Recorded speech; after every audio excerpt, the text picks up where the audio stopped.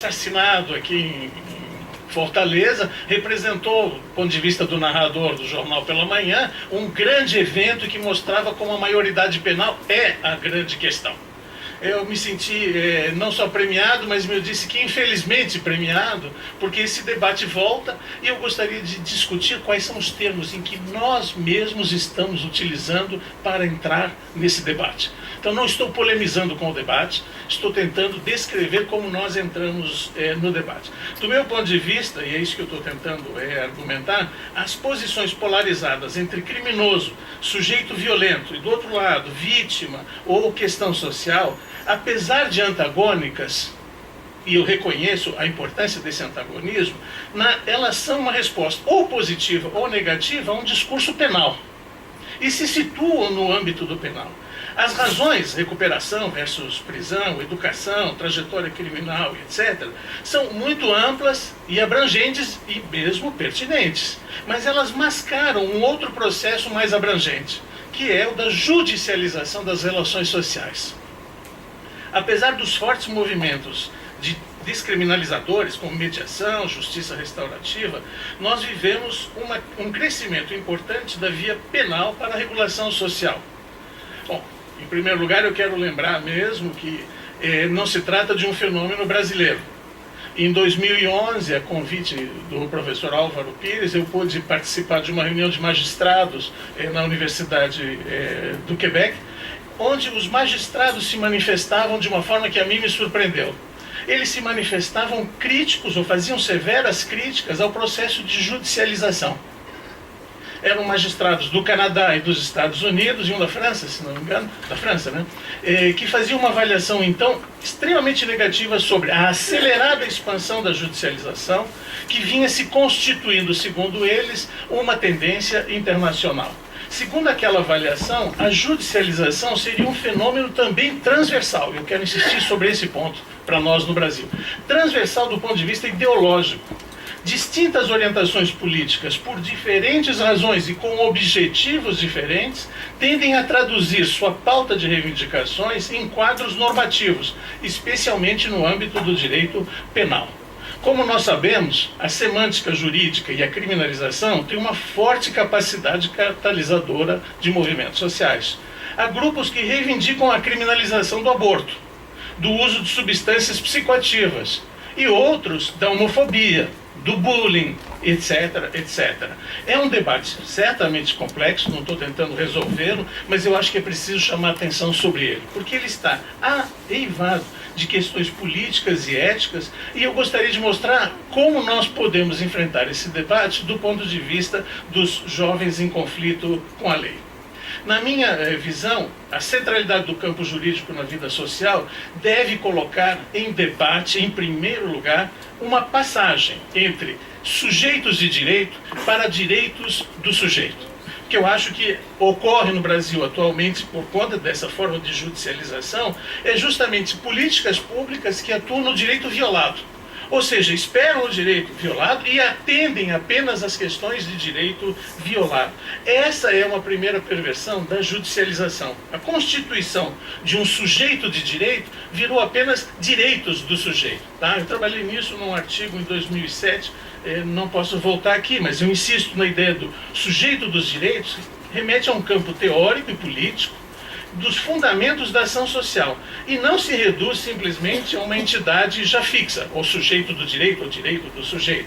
Em termos da teoria antropológica, e aqui eu quero convidar também uma abertura para outras abordagens, em termos da teoria antropológica, falar em sujeito de direitos, como eu estou procurando fazer, remete a um importante movimento teórico que se poderia chamar, entre aspas, a volta do sujeito. A volta do sujeito, como tematizado pela Sherry Ortner, é claro, mas um conceito que nós temos que nos defrontar, porque cada vez mais ele aparece dentro da nossa condição de analistas sobre sujeitos que nós estamos aqui denominando como jovens em conflito com a lei. Quando eu me refiro, então, como sujeito de direito, eu busco pensar mais efetivamente a condição de sujeito e da agência. O sujeito que não se reduz a um ator ou a um background a partir do qual ele organiza e realiza suas práticas, nem como uma forma única, Falar então em jovens em conflito com a lei, ou falar então, como nós vimos, em menores, na verdade não nos permite ainda avançar nada sobre quem é esse sujeito, ou como nós podemos trabalhar com esse sujeito. Sujeito, afinal, aqui não é um ator, nem um indivíduo. Em resumo, a questão do sujeito do direito está se tornando equivalente a um princípio de Arquimedes, que é a teoria da alavanca simples. Dei-me um ponto de apoio e uma alavanca e eu moverei o mundo. Investimos enormemente no campo dos direitos, na sua potência transformadora, tanto analítica quanto politicamente. Mas será que a normatividade constitui o sujeito? Creio que não. E como afirma Judith Butler, a norma inaugura, é verdade, a reflexividade do sujeito e dá a ele uma forma, um lugar reconhecido e legitimado, mas não o constitui como sujeito. Passo agora a apresentar um pouco os elementos mais etnográficos da pesquisa para situar como então nós estamos trabalhando essa configuração de sujeitos em conflito com a lei. Eu chamei aqui de falando com os sujeitos dos direitos. Para dar então concretude ao debate, trago os resultados da pesquisa que nós fizemos durante mais de 10 anos já com crianças e adolescentes em Florianópolis. São trabalhos etnográficos, que eu acompanhei lendo os diários de campo, discutindo questões teóricas e metodológicas, e deve muito a uma doutoranda, agora doutora, também graças ao Leonardo, que esteve conosco na banca, a Daniele Vieira, hoje professora, e também a Tatiana Dassi. Eu vou começar com uma cena etnográfica para situar então quem são esses sujeitos.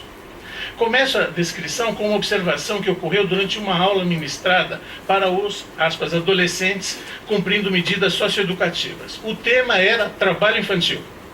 A educadora expôs sua posição contra essa prática e citou o ECA para justificar o seu ponto de vista. A reação dos jovens foi imediata e forte. Muitos tiveram ocupações informais desde cedo e acreditam que essa é a prática ideal. Ricardo contou que cuidava de carros na entrada do mercado. Para ter a minha grana e comprar as minhas coisinhas, ele explica. A educadora continua a defender sua posição de que crianças devem estar na escola. Mas os jovens argumentam que trabalhar é arranjar alguma coisa para fazer. É a única maneira, inclusive, de comprarem o que querem. Eles valorizam comportamentos que demonstram, para eles, autonomia e independência. Crianças que vendem balas nas ruas, cuidam de carros, segundo eles, são, aspas, agilizados e merecem ser respeitados como tal.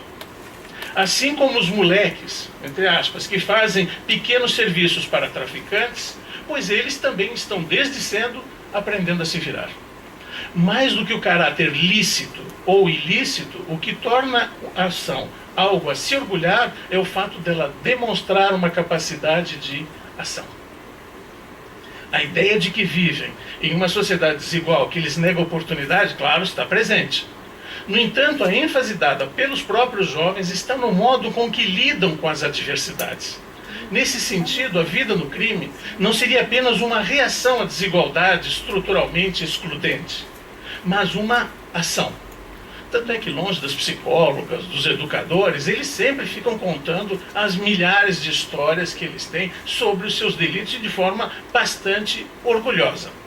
Não se trata aqui, é isso que eu quero chamar a atenção, da posição que nós, analistas ou operadores, estamos trabalhando, eu acho que não se trata aqui de um mero descompasso entre a perspectiva protecionista e as estruturas incorporadas pelos sujeitos daquelas práticas. Não é só uma questão de descompasso, e muito menos uma questão de estratégias didáticas inadequadas. O que, convenhamos, a professora fez uma boa demonstração de quanto inadequado era a insistência dela sem absorver os argumentos que os sujeitos estavam trazendo. Para mim, nós estamos aqui diante de uma questão fundamental, que apenas posso descrever, é verdade. Mas eu chamaria aqui, e insisto nessa ideia, nós temos que estar mais atentos à economia moral dos sujeitos. Ou, até para dizer de uma forma de veridição, qual é a verdade do sujeito. E saber se nós estamos disponíveis a ouvir a verdade do sujeito. Não é relativismo, mas se trata de pensar quanto é contingente e localizado as avaliações morais dos sujeitos, em qualquer campo, não só deles, mas nossas. Bom, eu acho que aqui temos um campo realmente atravessado por disputas complicadas, não tem dúvida. Claro, está em debate agora, inclusive, a mudança na maioridade penal, vai voltar daqui a pouco. Há debates políticos importantes. Mas a questão está, eu acho, em pensar como nós podemos encarar esses sujeitos. Volto a uma segunda cena agora. Essa vez é uma ocasião que tem um evento na instituição, na qual participaram os jovens, alguns familiares e algumas autoridades do município. Fala um juiz a todo mundo, é o primeiro que toma a palavra. E o juiz expôs em seu discurso os detalhes das vidas dos jovens ali presentes. Contou a todos sobre o dia em que aquele menino, apontando com o dedo, foi levado até o fórum. Descreveu o estado deplorável, entre aspas, do jovem. Falou também do seu pai. E disse o seguinte: falei com o teu pai ontem, mas ele não entendeu nada, estava bêbado. E concluiu que apesar do teu lugar, como diz o juiz, não ser aqui, com a família, como a tua família não é responsável, é aqui que você vai ter que ficar. Em seguida, o juiz, o orador, comentou sobre a família de outros jovens, apontando um a um e contando qual era a condição de vida desses jovens. Eu descrevo aqui no texto, vou cortar para simplificar, mas ele falou muito sobre a ideia de vocês não têm tempo, falta diálogo na família. Se a família tirasse um tempo à noite para conversar, vocês não estariam aqui. Claro que é um descompasso, mas eu quero insistir que o descompasso não é o primeiro elemento analítico aqui. Há um outro. O desconforto de mães e jovens presentes era evidente.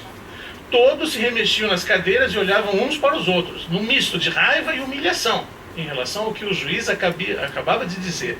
No dia seguinte, depois de que todos já tinham ido embora, o assunto ainda era o discurso do juiz. Quero chamar a atenção sobre uma fala. Um dos jovens comentou, aspas, se deu bem quem tem pai, o meu pai só me fez. Até dei uma choradinha quando ele falou pai. Ao mesmo tempo, valorizando e dizendo, bom, tá vendo? Ó, se eu tivesse pai, não estava aqui, concordando numa certa medida, numa outra, dizendo, até chorei quando ele falou em pai. Nem sei o que é isso. É essa ideia de uma ambiguidade moral do sujeito que nós deveríamos tratar. Eu vou chamar de ambiguidade provisoriamente e depois vou afiná-la com a ideia de uma economia moral que inclui essa contingência. Para quem ele está falando a primeira parte da frase, concordando, para quem ele está falando a segunda parte da frase. Sabendo que as ideias de família desestruturada e pobreza são elementos a partir dos quais os operadores jurídicos interpretam a, aspas, trajetória de vida dos jovens, em algumas ocasiões, eles próprios acionam essas noções para justificar a sua ação, dar-lhes um sentido válido. Mas eu quero chamar a atenção não sobre a manipulação, mas sobre a contingência. É na interlocução é que ganha inteligibilidade. E é nela que o sujeito, então, no processo de institucionalização, se constitui ou se mostra como alguém que pode também usar esse mesmo discurso. É o que observamos, por exemplo, em situações variadíssimas, mas eu chamaria atenção sobre uma outra, em que o jovem, acabando de voltar do fórum, conta, ao lado da pesquisadora e de outros do pátio, que durante a audiência, quando a promotora lhe perguntou por que havia roubado, ele foi enfático. Porque eu estava com fome e não queria, não tinha o que comer. Fui roubar bolacha. E ele comentou logo em seguida, foi meio humilhante, sabe? Mas não tinha outro jeito. Tinha que dizer isso. E ele e os outros riram e pensando, então, na forma como nós estamos falando aqui, que a vitimização mesmo do sujeito é um dos elementos implícitos que dá significado à sua condição. Mas não é um significado fixo e extensível para toda a sua existência. É essa que é a questão que eu chamaria de polêmica no discurso sobre o sujeito vítima. O sujeito vítima é uma forma de captura do sujeito que limita exatamente essa experiência plural que eu estou desenhando. Ao mesmo tempo diz uma coisa, num outro contexto diz uma outra. Nós ficamos procurando a forma, aquilo que seria síntese do sujeito. E o que eu acho que é uma má concepção do que nós deveríamos pensar como sujeito. A forma vítima em si, então, não é o que determina se o jovem se sentirá humilhado ou não. A linha que separa as duas experiências é muito tênue. O jovem não se sinta humilhado, inferiorizado, ele tem que sentir que foi ele que apresentou e que foi uma decisão sua se colocar na condição de vítima. Aí funciona o discurso de uma forma completamente diferente. Nessas situações, os jovens, ao se apresentar como vítima, por algum motivo, representam um papel legitimado pelo discurso social. Ele sabe que o outro está esperando exatamente isso. Nesse ponto da apresentação, é importante destacar que o fato de acionarem conscientemente elementos como pobreza para justificar seus atos e em determinadas situações não significa que esse acionamento seja então apenas uma questão de manipulação, porque de fato eles acreditam que são vítimas também. Nem sempre a interpretação acionada a partir desse marco, vítima, é uma questão de intencionalidade ou uma estratégia para perseguir algo, mas eles também usam nesse sentido. Além do mais, o que poderíamos chamar de manipulação, nós poderíamos chamar de manipulação, para eles está no registro da sua capacidade criativa no enfrentamento das adversidades. É ação. Para além da tensão entre ação e vitimização, que apresentamos até agora nas instituições, vamos dizer que era bastante comum um outro tipo de discurso, nos quais os jovens compartilhavam suas histórias de aventura nas ruas.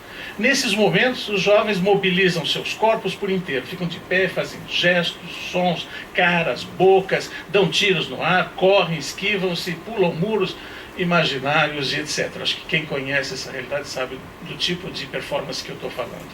As histórias parecem estar inscritas em seus corpos, não apenas nas cicatrizes que mostram com orgulho, mas também nas emoções que suscitam quando são rememoradas. Os jovens se referem a essas emoções como adrenalina, muitas vezes. E em seus relatos eram comuns os comentários sobre a adrenalina de correr dos homens, ou a adrenalina de estar num assalto e não saber o que vai acontecer. Aqui, a intensidade narrativa, evidente no modo como mobilizam seus corpos ao narrar, parece falar também da intensidade daquelas experiências. Eu, enfim, estou com um tempo curto, mas tem uma outra situação que o Francisco, que foi um dos casos chamados exemplares da instituição. Ele agora era funcionário, fazia um estágio numa empresa de prestígio, frequentava cultos evangélicos, era bastante responsável e prestativo. Além de uma determinada vontade de não voltar ao que ele chamava de mundo do crime. Marcava isso estética e discursivamente. Bastante contido em seus movimentos, usava um vocabulário diferente dos outros jovens na instituição. Não usava palavrões ou gírias, não vestia calça, sempre camisa, não usava anéis, correntes ou bonés. Quando não estava trabalhando, estava no culto ou arrumando o seu quarto. Ele era um bandidão de responsa. Diz um outro, eu o conheci na rua. Bandidão de responsa que insiste na ideia de que ele mudou. Mas ele sente que a sua vida agora é muito monótona. Ele diz, não sei quanto tempo vou resistir a essa vida. Ele admite que muitas vezes aquele estado de eterna vigilância e constante emoção e estresse eram envolventes. E ele diz, eu sinto falta disso. Não posso desenvolver o relato, mas é muito interessante ver um bandidão de responsa evangélico dizendo só falta adrenalina para a vida ser boa. A história de Francisco é interessante na medida em que nos ajuda a pensar sobre a dimensão vivencial da experiência do crime. Alguma coisa que eu tenho assistido há muitos anos, nessa dimensão vivencial, circunstancial, contingente, a única capaz de produzir significados. Ou melhor até, o que está disponível do ponto de vista moral tem que ser apropriado pelo sujeito. É como faz a distinção Foucault. Não basta falar em moral num código, não basta falar em moral como uma conduta. É preciso também o governo de si ou a tomada de decisão do sujeito sobre o que fazer com relação àquele código. Para ir para o final...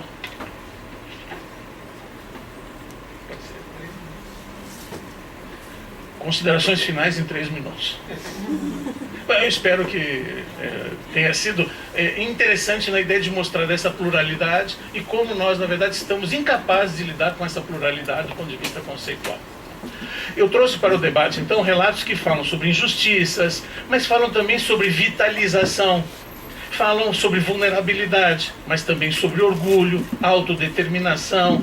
E até eu pulei esse caso, que é uma outra configuração de sujeito, que é aquele que fala do sujeito coisa ruim. É uma questão bem... Só um parênteses. É muito comum quem trabalha com esses jovens. Mas você acredita que eu posso me recuperar? Parece que só ele mesmo não acredita. Tá? E ele pergunta isso ao pesquisador, e as duas pesquisadoras, durante os anos todos, que circularam muitos jovens, elas viram essa pergunta: você acredita mesmo que eu sou recuperável? Eu cansei, minha mãe também cansou. As pesquisas mostram que não se trata apenas de elementos estanques de um código moral, pois eles não são excludentes entre si. E é aí que vem esses tipos, por isso é que é uma economia moral. Não se trata simplesmente de um código, e nem se trata simplesmente de combinação de códigos, porque eles não são excludentes, e nem demonstram uma fragmentação moral ou um descentramento dos sujeitos, como a gente poderia pensar, e muitos operadores trabalham nesse registro, mas um uso marcado pela performance situacional. E por isso nos referimos a eles como um arranjo compósito. E eu quero insistir sobre a ideia do compósito, no sentido de que mantém as suas partes e não compõe uma nova síntese. Estão sempre todas as partes, como na arte compósita, ou como na noção de pessoa, da Mary Strater, para as sociedades melanésias, quando ela diz há um compósito, não é uma nova síntese, no qual um ou outro elemento contingentemente é acionado para a autoformatação dos sujeitos. De onde decorre uma consequência teórica fundamental. Eu gostaria, acho que faz parte do nosso debate também, falar sobre a sociabilidade violenta, por exemplo, ou sobre o ethos guerreiro, ou sobre jovens em conflito com a lei, sobre a virilidade, sobre visibilidade e tantas outras maneiras pelas quais nós temos tentado compreender esse fenômeno. A pesquisa, pelo menos a nossa, mostrou que em muitos casos a intersecção no tráfico é relatada de uma forma tão consciente, como na frase hospital, cadeia, caixão, que poderíamos nos perguntar se esse sujeito tem efetivamente consciência do que está fazendo. Eu acho que nós não compreendemos não temos uma noção de sujeito capaz de dar conta disso. Precisamos ainda trabalhar sobre ela. Dentro do limite, então, do presente texto, o que eu gostaria de reforçar, para finalizar, é a necessidade de uma reflexão crítica sobre os nossos próprios discursos de indignação. Alguma coisa que eu venho falando desde há muito tempo sobre a ideia de violência.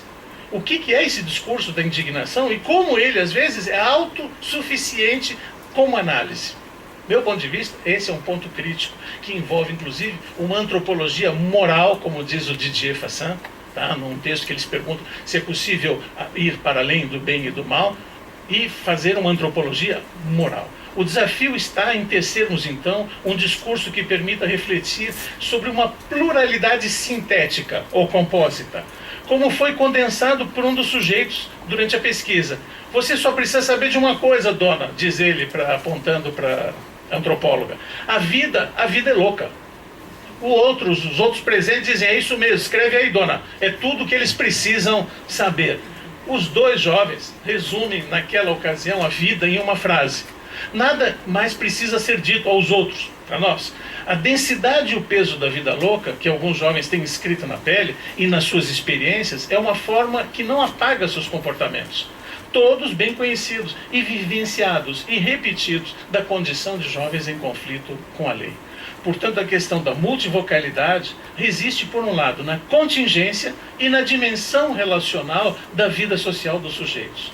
Capturados na forma de vítima, ou no discurso vitimário, ou no seu oposto também, os sujeitos desaparecem enquanto agentes e potencialidades, para serem, então, capturados em registros fechados que negam sua dinamicidade, capacidade de agência e criatividade. Os sujeitos estão em devir, e, como tal, devem ser pensados. O que nos leva a procurar os modos pelos quais eles se constituem a si mesmos como sujeitos morais. Finalmente, retomando o ponto de partida dessa apresentação, e a pergunta, que sujeito é esse? Devemos lembrar que estamos no meio também de um embate judicializante. E as nossas posturas não podem pretender neutralidade. Elas tendem a refletir também sobre a questão analítica, política e ética, que nos faz oscilar muitas vezes entre solidariedade, vitimização e agência do sujeito. Afinal, como as categorias de luta, essas nossas categorias analíticas são construções epistêmico-políticas. Obrigado.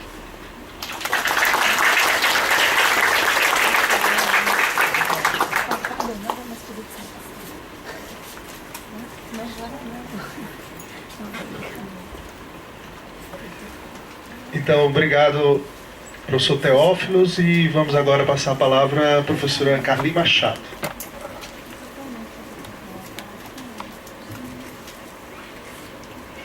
Bom dia. No limite do boa tarde, dizendo bom dia. No horário do Rio. Eu estou com jet lag. É um prazer enorme estar aqui. É um prazer enorme estar novamente no diálogo com o Laboratório de Estudos da Violência aqui da Federal do Ceará. Eu estou aqui cumprindo a cota das mulheres na mesa, né? Eu estava olhando que, na verdade, a cota média é uma mulher por mesa, tirando a última mesa de sexta-feira. Então, reivindicando esse espaço para as mulheres no mundo do crime e da violência. Inclusive, fala-se menos das mulheres no crime e na violência, né? Assim, tem uma questão de gênero curiosa nesse campo, vale a pena analisar. Mas não sou pesquisadora de gênero, estou cumprindo outra cota, talvez inusitada, mas que eu gosto muito, que é o diálogo com pesquisadores do campo da religião na discussão da temática do crime e da violência. Então, a primeira coisa que eu queria dizer é que a temática da religião vem se constituindo, vem se configurando. Primeiro, eu queria pedir desculpa por todo o trabalho que eu dei a vocês, com a configuração do Data Show. Quando a Alexandre usou, me senti aliviada. Eu falei, deixei os meninos meia hora tentando organizar o Data Show, mas como eu trabalho muito com mídia e com imagens, ia me fazer muita falta. Agradeço muitíssimo o empenho de vocês na organização do recurso audiovisual. Bom, como eu ia dizendo, a temática da violência tem se constituído e tem se afirmado como uma temática relevante para falar do campo do crime da violência, né? Tenho trabalhado com isso há mais ou menos 4 anos. Logo quando eu comecei a fazer a pesquisa nesse campo, conheci Leonardo e a gente começou a trocar ideias sobre isso, e desde então eu tenho feito essa pesquisa articulando a questão da religião, os domínios do crime da violência e do conflito de várias formas. Obviamente não estou nem de longe pretendendo inaugurar um campo. Esse é um campo sólido, um campo já constituído de pesquisas muito relevantes, tanto no diálogo da questão do crime com a violência diretamente, quanto da religião com a violência, da religião com o crime, da religião com a cidade, no seu sentido mais amplo, em todos os seus conflitos. E aí tem um conjunto de pesquisadores que vem discutindo isso de uma forma muito significativa. E é em continuidade com esses trabalhos que eu venho fazendo os meus estudos. Para essa apresentação, eu vou seguindo um experimento que eu ainda estou dando forma, que é uma discussão da cena urbana do Rio de Janeiro, a partir de uma ideia de 3 governos muito presentes, governo no sentido mais amplo, né, Foucaultiano, que tem se marcado presença nas periferias cariocas. E aí eu estou falando do governo do crime, pelo tráfico, do governo do Estado, pela presença das polícias, e o governo da religião, através de seus pastores. Então, estou simplificando o argumento para ir direto ao ponto, e para isso eu vou analisar um documentário, que é o documentário Dançando com o Diabo, que dá título a essa apresentação, e o meu projeto de pesquisa, que foi desenvolvido nesses últimos anos, chamado Crime e Religião, Mediadores Sociais do Processo de Pacificação no Rio de Janeiro. Então, através dessas 2 cenas, a cena do filme e a cena da pesquisa, eu estou tentando argumentar de uma forma um pouco mais incisiva que discutir religião na cena urbana e na cena da violência no Rio de Janeiro não é um adereço, mas é um elemento constitutivo e, inclusive, um elemento fundamental para compreender as ações do tráfico, as ações da polícia e as ações dos pastores que estão nesse contexto. Muitas vezes os pesquisadores de religião se deslocam para discutir cidade, para discutir violência, e o que a gente tem acompanhado, principalmente nos últimos anos, é um deslocamento dos próprios pesquisadores das questões da cidade, das questões urbanas, também na direção dos estudos de religião, para tentar entender as cenas com que estão lidando. Muitas vezes as questões do religioso ocupavam um lugar periférico. Quando a gente faz a pergunta, mas tem um pastor, aí começa toda uma narrativa sobre um tal pastor que age fortemente naquela localidade, mas que aquela narrativa inteira normalmente não integra a pesquisa. Cada vez mais essa narrativa passa a integrar essa pesquisa de ambos os lados, tanto dos pesquisadores de religião quanto dos pesquisadores da cidade, porque o mesmo acontecia do outro lado. a gente no campo da religião ouvia, tinha uma igreja pentecostal no lugar tal, não, mas não tem nenhum conflito. Não, o pastor é primo do traficante.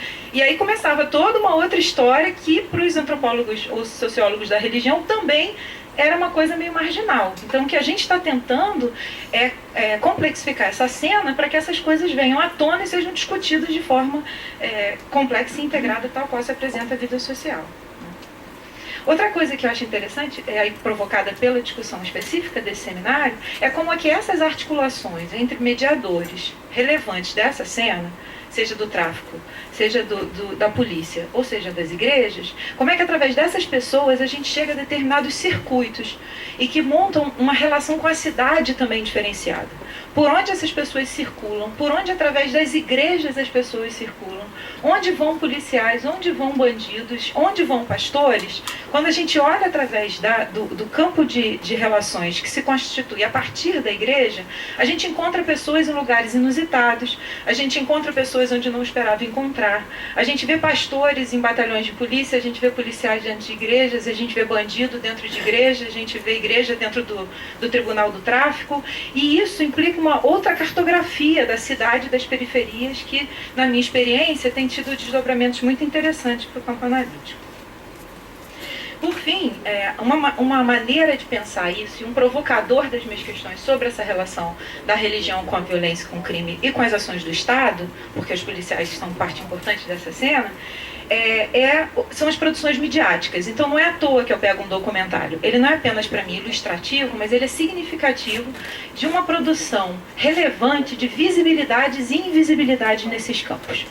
Tanto o campo do crime, quanto da polícia, quanto da religião, nesses três domínios, a questão do testemunho e do falar do que se faz é uma questão importante. Então, a Flor acabou de falar isso, né, sobre contar a história do delito, ou do suposto delito, mas essa adrenalina, essa aventura da narrativa da ação, é uma coisa presente nos três campos. Nas igrejas, os famosos testemunhos, né, o trabalho da Mariana Cortez é super relevante sobre os pregadores mendicantes e os testemunhos dramáticos da vida nua, né? Como é que a conversão é acompanhada pela narrativa da vida pregressa e a potência narrativa da vida do ex-bandido, também trabalhado pelo César Teixeira, num trabalho pioneiro sobre essa temática, ex-bandidos e pentecostalismo. Também na polícia, um prazer da narrativa das ações, né? Como é que se deu a operação e contar essa história da operação policial também é um elemento importante de produção de visibilidade e invisibilidade. E do mesmo jeito no campo do crime, onde o bandido é um bandido famoso, é um bandido que conta suas histórias, é um bandido que produz o tempo todo uma dinâmica tensa entre visibilidade e invisibilidade daquilo que ele fez. Ele não pode ser totalmente anônimo, mas ele não pode ser tão conhecido, porque senão se expõe. E nos três campos isso se faz presente. Então não é à toa que a produção de mídias sobre isso, para mim, é um aspecto relevante, tanto na mídia oficial de massa, quanto nas mídias nativas e específicas. Bom, falando sobre o filme especificamente, pode passar para mim o slide? O filme Dançando com o Diabo, ele foi lançado em 2009 e é dirigido pelo cineasta sul-africano John Blair e coproduzido pelo jornalista inglês Tom Phillips, correspondente do The Guardian. A maioria das imagens dessa produção foram feitas no Complexo da Coreia, na zona oeste do Rio de Janeiro, com foco em três personagens, que são esses que aparecem na capa do filme. Leonardo Trovão, inspetor da Polícia Civil, Juarez Aranha, traficante da Coreia, e o pastor Johnny dos Santos. Então, essas três personagens são fundamentais para entender, são o caminho que os documentaristas escolhem para descrever a cena da violência no Rio de Janeiro. Pode seguir para mim? Então, o pastor Johnny é o fio condutor do filme e ele dá nome ao filme, né? A expressão dançando com o diabo é dele. Uma frase ele diz: ou eu danço com o diabo ou eu caminho com Deus. Então, todos os acessos do documentário se dão através do pastor Johnny. O pastor Johnny leva os documentaristas ao Aranha, que é o traficante, o que confirma a relação já apontada pela Cristina Vital entre tráfico, né, crimes e as igrejas, e essa zona de passagem entre esses domínios.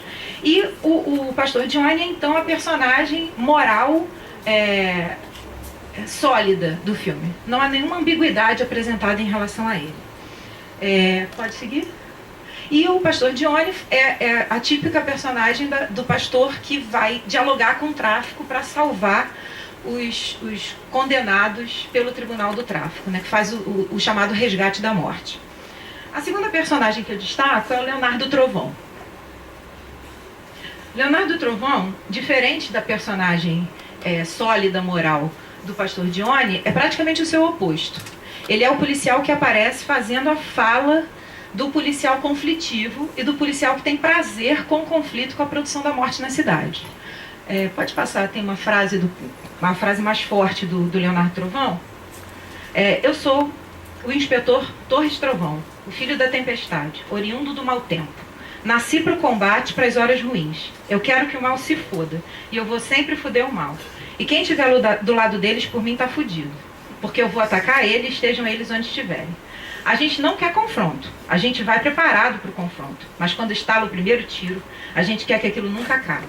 Aí que está a vocação do guerreiro. Aí você esquece que é policial. Você está numa guerra, está tomando tiro de fuzil, recebendo granada.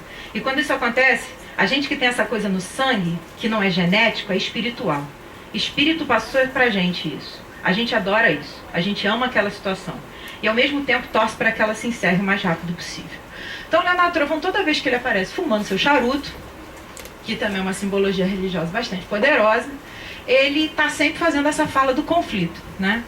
E do outro, referindo-se a essa ideia de que isso é uma coisa espiritual. E para mim, obviamente, isso é um dado relevante. A terceira personagem é o Aranha.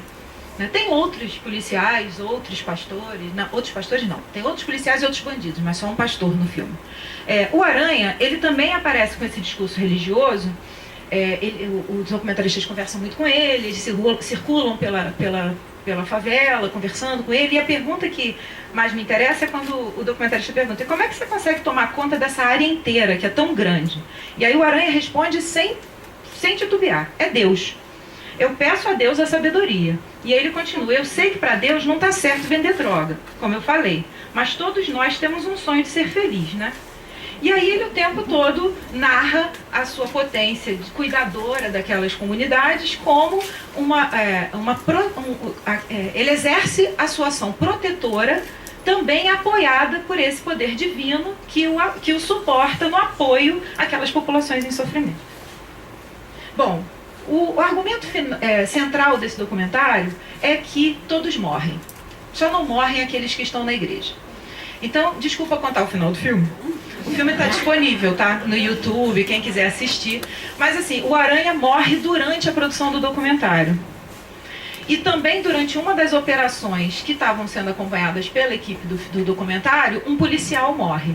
Então chega um momento do documentário que o argumento outra parte do Rio, uma outra parte do Rio, um outro dia, uma outra sepultura. Então, eles cobrem o enterro do traficante e cobrem o enterro do policial e querem trabalhar com essa ideia de que, no final, todo mundo morre.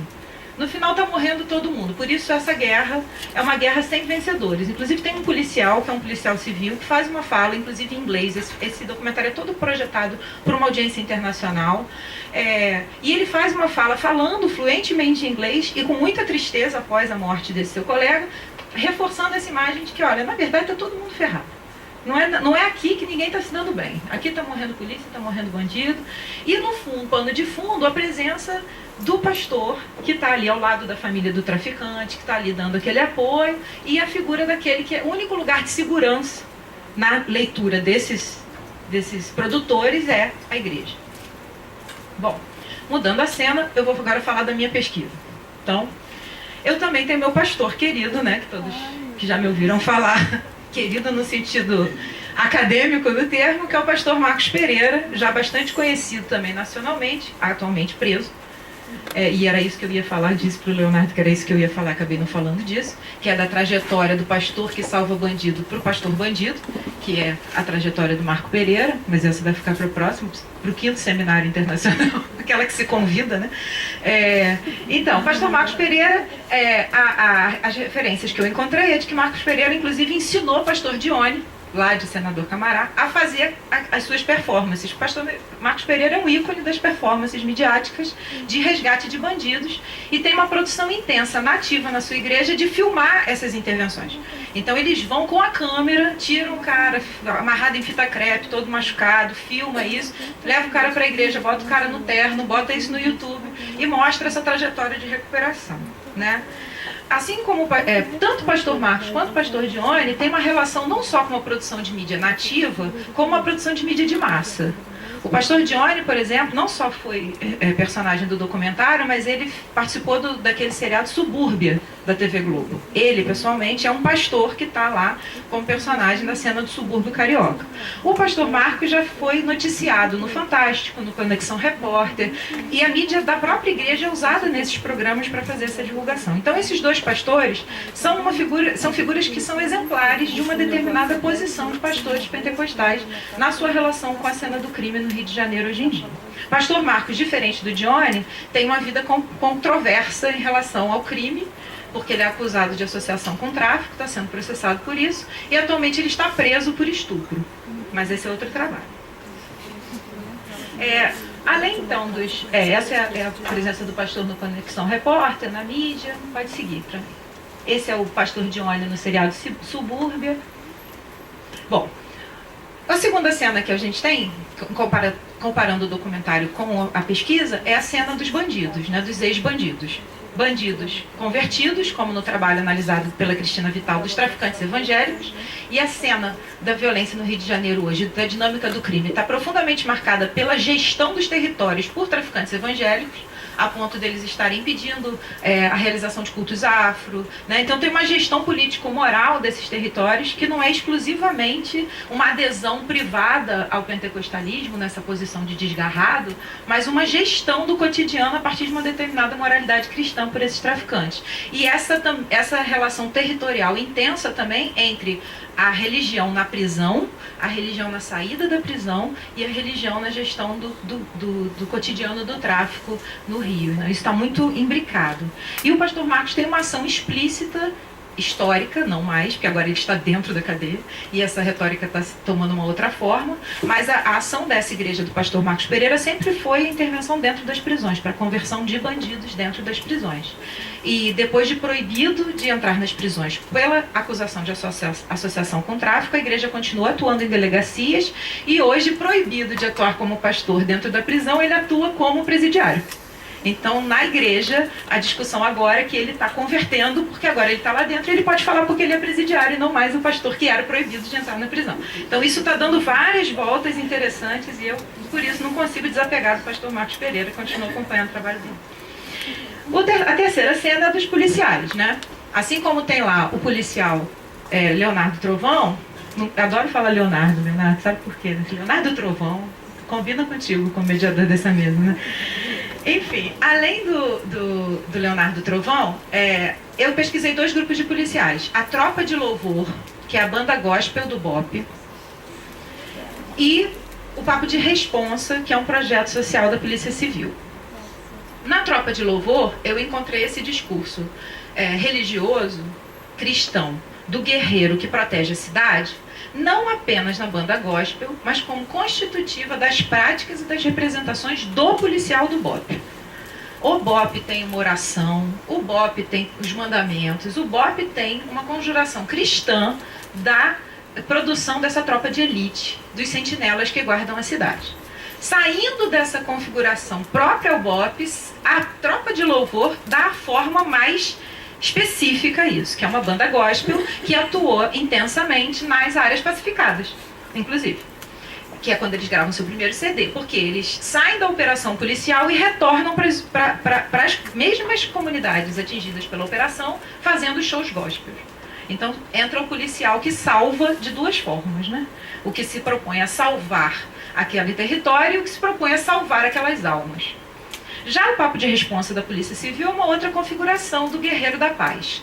Era um grupo que fazia diálogo com a comunidade, o policial civil que vai conversar com as adolescentes e crianças em escolas e que se relaciona com uma visão budista do samurai. Então, esse inclusive o texto que está no livro que está saindo agora do último seminário, né? O samurai, que é o Guerreiro da Paz. Nas pesquisas de orientandos, a gente está encontrando coisas incríveis da relação entre policial e religião.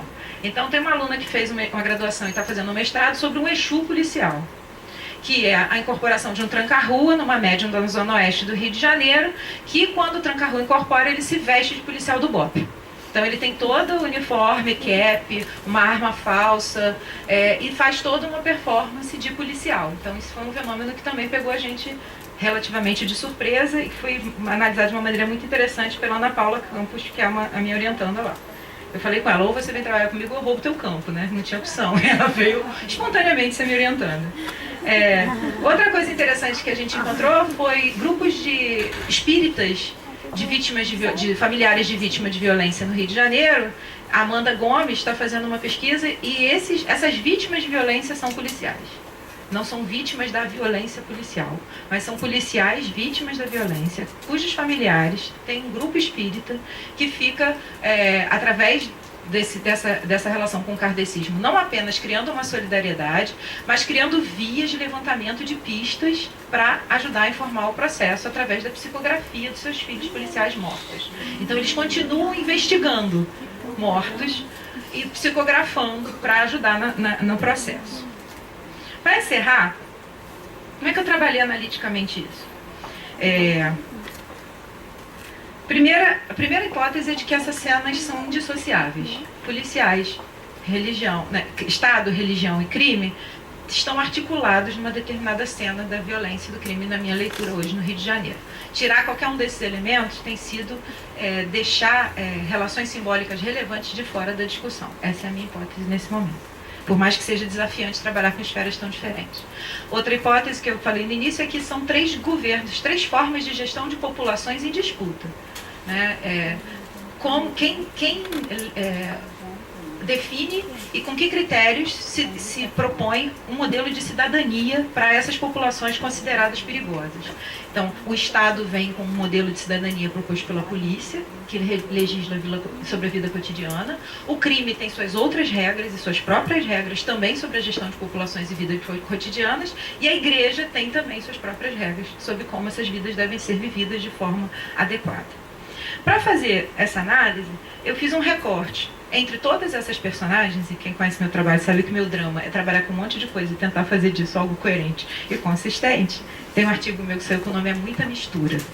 Está na Religião e Sociedade. Aí todo mundo perturba, porque agora fala, porque mistura as coisas, como a Carly diz, eu suo frio pela espinha. Porque parece que é uma confusão, né? Mistura as coisas que faz o que a Carly está falando, né? Mas é porque eu gosto de trabalhar com diferentes elementos, mas tenho, por causa dessa minha angústia, tentado criar também os eixos analíticos para isso. Então, através dessas personagens, o que eu quero dizer é, eu acho que é importante analisar mediadores, pessoas. Ao invés de passar por cima dessas personagens, o pastor Marcos era uma figura que sempre era periférica nas etnografias sobre favelas no Rio de Janeiro. Tinha sempre aquele pastor maluco que invadia baile funk, mas ninguém falava dele. Então eu resolvi falar dele.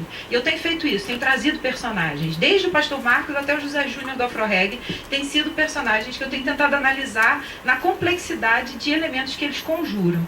Então o que eu estou tentando pensar sobre esses mediadores? Primeiro, esses mediadores todos se colocam na cena como soldados. Seja o soldado. A ideia de soldado e de exército está presente no Estado, no crime e na igreja. Então, é o exército de Deus, é o exército brasileiro ou é o exército do crime. E todos são soldados, inclusive soldados como aqueles mais vulneráveis. Eu não estou falando em generais. Estou falando, pegando a linha do Dançando com o Diabo, aqueles que morrem, aqueles que estão na frente de batalha. Aqueles que, não estou falando dos grandes nomes, mas estou falando daqueles, inclusive o pastor Marcos Pereira está preso. Ele era apresentado como uma das figuras mais poderosas do Rio de Janeiro. A maneira como ele foi preso com tanta facilidade, o processo foi desenrolado em 6 meses, ele está condenado já há 15 anos, mostra que, na verdade, tem pessoas mais vulneráveis do que se imagina, por mais que tenha uma certa visibilidade pública. Mas são soldados. Então, essa é a primeira leitura que eu tenho tentado desenvolver. Pode seguir, isso, a ideia do soldado. Eu estou deixando você à deriva, né? Desculpa. Outra ideia do famoso. Essas pessoas têm uma relação com a mídia e com a produção de visibilidade controversa, tanto pelas suas próprias mídias, quanto nas mídias produzidas sobre eles. E esse diálogo não é fácil. Eu acompanho essa relação entre as mídias locais e as mídias de massa, e às vezes a mídia local é completamente virada do avesso para aparecer na mídia de massa. Mas o ganho da visibilidade continua sendo um preço importante. Aparecendo Fantástico vale a pena, aparecendo Conexão Repórter vale a pena. Mas são figuras famosas. Leonardo Trovão, policial famoso, pastor Marcos, pastor Dione, né? Todas essas figuras que têm uma relação com a mídia de massa. A outra ideia é a ideia do herói, né? uma certa representação dessa fama é através da ideia do herói. O programa sobre o Pastor Marcos, por exemplo, no Fantástico, é um programa onde ele é apresentado como um herói. O Dançando com o Diabo é um filme onde o Pastor Johnny é apresentado como um herói. Segue para a próxima. O Leonardo Trovão estampou a cena pública das capas de jornal no ano de 2007, mais ou menos, porque ele foi o policial exemplar da chacina do Alemão de 2007. Então ele foi capa também, pode seguir, da revista Época, porque ele ia para combate vestido com a roupa do exército americano. Então essa coisa de ser uma personagem sempre foi parte do jogo dele. Fumando charuto, então ele matava com charuto e vestido com a roupa do exército americano. E ele foi apresentado como um exemplo da nova polícia carioca, naquele ano de 2007. Né? Então essas personagens que a gente pode achar bizarras, e eu vou chegar a esse ponto, elas têm uma fase em que são heróis, que são figuras heróicas. A penúltima versão disso é o vilão, que é quando aquele herói decai. Então ele vira o famoso porque ele é vilão e não mais porque ele é herói. Então o pastor Marcos antes, o pastor que salvava bandido, vira o pastor que estupra mulheres, o pastor que tem associação com o tráfico, o pastor que é preso. Inclusive em Jornal Nacional, vocês devem ter visto a forma como o pastor Marcos foi trabalhado. Né?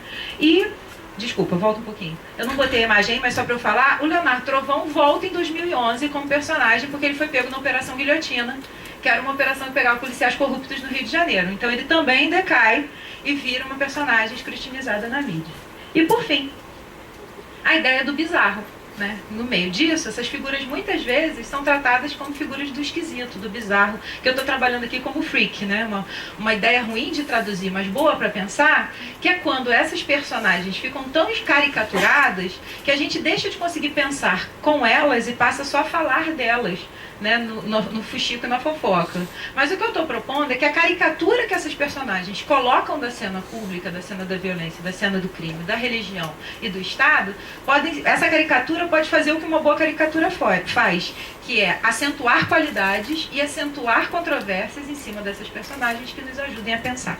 Então essa é a proposta desse exercício um pouco ainda atabalhoado.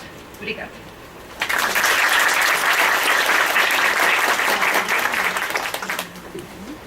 Obrigado, Carli. Então, conseguimos cumprir o nosso horário. Estamos com uma margem bem boa do debate, né, para abrir para perguntas. Infelizmente, porque o nosso convidado não veio, o Henrique, né, não pôde vir, então a gente ficou com um tempo melhor. Mas, então, por favor, estão abertas as inscrições para questões, apenas levantar o braço e a gente pede, então, por favor, que venha até aqui, se apresente e faça